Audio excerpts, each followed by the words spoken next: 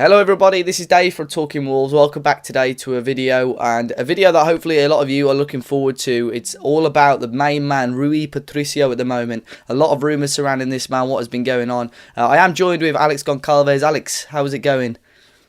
Very well, thank you. Thanks very much for having me on again. No problem. It's always a pleasure. But basically, I've got Alex on because I'd assume he's going to know a lot more about this situation than I have. It seemed last week that... well, as Alex will probably go on to mention, Rui Patricio was set for a move to Napoli, but we recorded our video about transfer rumours, writing it all off, and then all of a sudden, sort of Thursday night, Friday morning, when we woke up to see the news, well, Alex, I'll let you explain what on earth happened over the last few days with Sporting and Rui Patricio. Yeah, I mean, how much time have you got, really? I mean, it's been quite the eventful journey to get to this point. So obviously, Napoli were very interested in bringing Patricio. The deal in place, thought to be around 18 million euros, with a further 2 million in bonuses. That deal was in place. Napoli were Rui's preferred choice of club, and he looked set to join. But Ancelotti had a change of heart, decided he wasn't the man he wanted when he came in as coach, and he's instead gone to look elsewhere. So, yeah, that's where Nuno and the Wolves jump in with the help of Jorge Mendes, of course. To mediate a potential transfer to Wolverhampton. They matched Napoli's bid, which was subsequently accepted. Now, the transfer itself came incredibly close. As I've said before, a lot closer than I had originally assumed. The transfer offer was accepted initially anyway. Contract negotiations conducted. A medical was even carried out. And then for one of two reasons, the deal broke down. So Sporting's president, Bruno de Carvalho, I'm sure Wolves fans know him quite well at this point. He claimed that this was due to Mendes demanding an enormous chunk of the overall transfer fee to compensate for his dealings with the club in the past. And basically accused Just Foot of blackmail. And on the face of it, it seemed incredibly strange, really. I mean, it's difficult to believe that Mendes would jeopardise a transfer to Wolves so drastically. Yeah. And no doubt Foot have denied the claims. They say that they worked incredibly hard to get the deal completed. It was all in the knowledge and even at the request of Sporting. And they say that what then happened is that Sporting's executive manager, Pinheiro, approached Wolves' representatives very late in the day and demanded an additional 2 million euros on top of the already agreed fee, which was, of course, rejected. The reasons for demanding an extra 2 million euros actually seem, in many ways, quite forgivable, and it wasn't particularly spiteful. Some could claim, because of the way Wolves proposed to pay the transfer fee, the interest rate would have been much higher for the Wolves transfer than for the Napoli one.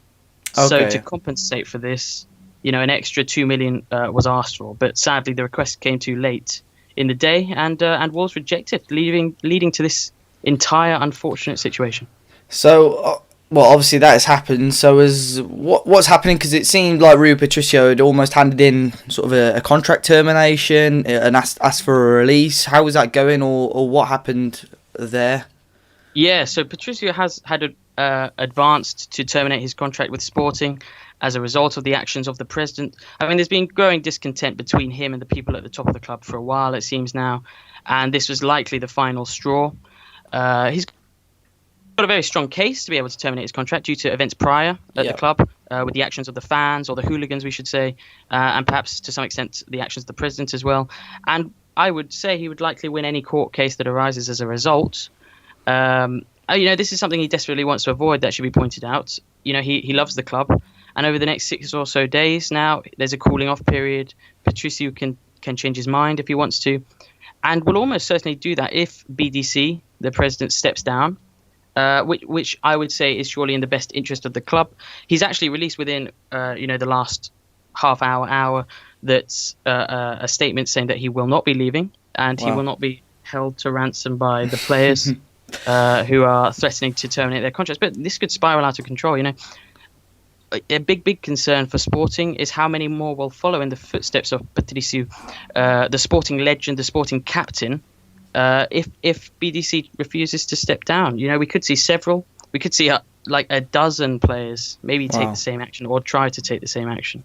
So it sounds like, well, I'm not 100% sure if you know, but the fans there, are they happy with, are they sort of on the president's side or the player's side, or are they just don't know what to think at the moment? Well, it's a very interesting question. I mean, I was talking to a Sporting fan about this yesterday, actually, and it was good to get his perspective of the whole situation. You know, a level-headed, informed supporters, these are the ones that we're obviously that will suffer the most. And, you know, he agreed with the fact that Bruno is a bit out of control. You know, he brings this unhealthy atmosphere with him. And, you know, his micromanaging of the club is a big problem. But at the same time, he maintains the support of many because of his constant, robust defence of Sporting. So, you know, kind of anti-establishment, and he's doing things his own way. So it really is quite divided. I would say there's got to be more, you know, now that are against him than for him, but certainly he does maintain the support of a fair few, which I find a little bit difficult to understand. It is strange. I was reading earlier, it looks like their manager is going now as well. Is it Jesus, the manager? Yeah. I mean, he's been linked with Al Hilal, which of course Bonatini came from for a while now, and it looks like he's looking to jump ship. Again, in the statement that Bruno de Carvalho recently released, he said that Jorge Jesus has not been fired. He's still Sporting manager. But yeah, I mean, it looks a possibility that he'll be going to Al Hilal, which is an interesting move for him. Potentially taking Slimani with him as well, who of course was at Leicester for a while, Sporting before that. It's difficult to say, really. It looks like it's going to be a busy summer, obviously now for Sporting, with whatever happens. But we touched on this before. The last time we spoke, we were talking about Mendes. I think we touched on William Carvalho off the top of my head. And you said yourself there that Sporting and Jorge Mendes don't really get along, or they never have got along. And this obviously just more or less shows it for us, doesn't it? That Mendes, more or less, is in the middle of all of this. Oh, yeah, no, absolutely. I mean, it's well documented that Jorge Mendes was approached by Sporting to help mediate this transfer on behalf of Sporting and, of course, Patricio as well, which in many ways, was a recipe for disaster. The relationship, of course, between BDC and Mendes is far from cordial. You know, BDC doesn't like the controlling nature of Mendes with his clients and the influence he has. And, we've discussed this before, haven't we? You know, it's a major reason we don't see much transfer activity between the two clubs. And so the way it's ended, I suppose, isn't a huge surprise, really. So is Mendes and Gestafew, are they the actual agency of Patricio at the moment? Because I think I read yesterday or the day before that Patricio was, or still is up till recently, he was under a different agency. So, but I sometimes read that sometimes Portuguese players or sides get a different sort of agency to regulate transfers and so on. So is Mendes looking after Patricio now? Yeah, it's an interesting situation. I don't believe that he is the agent of Rui Patricio either. I think he's simply here to mediate the transfer. Absolutely. So in that way, I suppose he is. He's looking after Patricio. You know, he's looking out for his interests in this case, which is why I imagine it's unrealistic to think that he would jeopardise any move away from Sporting that could arise. So moving on now from the contract talks, whatever's happened at Sporting. We'll talk about Rui as a player, as a goalkeeper now. So obviously he's more or less going to have crossed paths with Nuno some stage or the other. Nuno's not directly managed him, I don't think, but they were in the same squad at Euro 2008, I believe, where Nuno was drafted in as a late replacement. I'm not unsure if they've played together on the same side before, but obviously Nuno is aware, and especially as Patricio seems to be what I've read, the number one goalkeeper in Portugal at the moment. As a player, what do you think his qualities are? What can we expect if he does come to Wolverhampton? Yeah, I mean his ability is undeniable. You know, he's a world-class goalkeeper, the best Portugal have had since probably Vitor Bahia. It's quite incredible that Sporting have kept him for so long, to be honest. It's rare to see a player stay in Portugal for as long as he has, particularly for a player of his undoubted quality. You know, he and Luizão, Benfica, are probably the two exceptions to the rule, really, in that they've dedicated their entire careers to their respective Portuguese clubs. But 18 years at Sporting now. Could have easily moved on to one of the big clubs in Europe, or at least one of the bigger leagues a long time ago. He's officially a club legend. He's incredibly reliable, very consistent. It's rare to see him make a mistake. You know, there was one recent example against Marítimo in the last couple of minutes of the last day of the season where he fumbled the ball into his own net. But, I mean, it was an atrocious error, but incredibly uncharacteristic. And with all the turmoil surrounding the club at the time, an error like that his head a little all over the place. Yeah. It's forgivable. But yeah, excellent shot stopper. Very calm, very composed, good at one-on-ones, good reflexes. Difficult to identify any real weaknesses to his game, to be honest. I mean, he's got huge experience at the highest level, both internationally with Portugal, in the Champions League and Europa League with Sporting. Yeah, he's only 30, so he could have another 7 or 8 years left in him still. He was instrumental in helping Portugal win the Euros. He played every single minute of the tournament. He was terrific. I'm sure anyone that saw him play will agree. So, yeah, honestly, I don't really have anything negative to say about him. And I say this with no disrespect to Wolves at all, because they're building something incredibly special, very exciting, incredibly attractive for any player. But over the years, it's always been expected that he'd leave Sporting and go to an already established Champions League side, one of the very top clubs in Europe. So this is an almighty coup for Wolverhampton to pick up Portugal's number one, absolutely.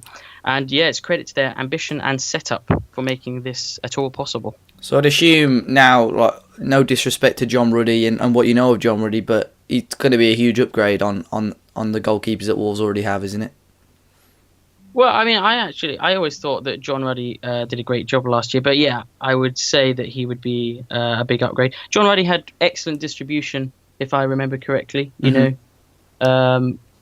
Patricio is pretty much the same in that regard, but yeah, you would have to say that he's a step above John Ruddy. No disrespect to him, he did an excellent job at Wolves last season. But yeah, this would be a huge signing. Yeah, I think I checked yesterday. I was having a quick look at some of Patricio's stats. I think this season it was on average 0.7 goals conceded a game in the league. Across his whole career at Sporting, it's only 0.9 goals conceded. And for a goalkeeper over that many games, less than a goal conceded per game is almost exceptional, to be honest. So it seems, I mean, on that stat alone, that Patricio looks like he's going to be one hell of a signing for Wolves. So are you, say out of 10 at the moment now, as we stand, Alex, what do you think, how likely do you think this move is going to happen? Well, it's getting increasingly complex as we advance through the days with BDC's decision to stay at the club. This could be quite a long, drawn-out process, I feel. But I would make Wolves probably the favourites to sign him at this point in time. Obviously, these things move very quickly. We thought that he'd be joining Napoli, 48 hours ago or something. So I would say, though, it's looking incredibly likely because whether he stays or whether he continues to terminate his contract, it looks like Wolves have that agreement in place already. So I don't know what number to put on it exactly. Let's give fans a lot of optimism, and we'll say 7 or 8 at the moment. Yeah, that's fine. Perfect. Well, so it looks like it may well happen at the moment, whether it's for free or whether Wolves will have to pay. I'd assume we'll have to pay some sort of compensation or legal fees along the way anyway. But it looks like it's going to be an extremely exciting week or so as a Wolves fan. Alex, thanks a lot again for jumping on and speaking with us. I'm sure we'll hear some more of Alex across the summer. You can find his Twitter in the description down below, alongside all of the other Talking Wolves links as well. But I've been Dave. Thanks for listening, and until next time, we'll see you all very soon.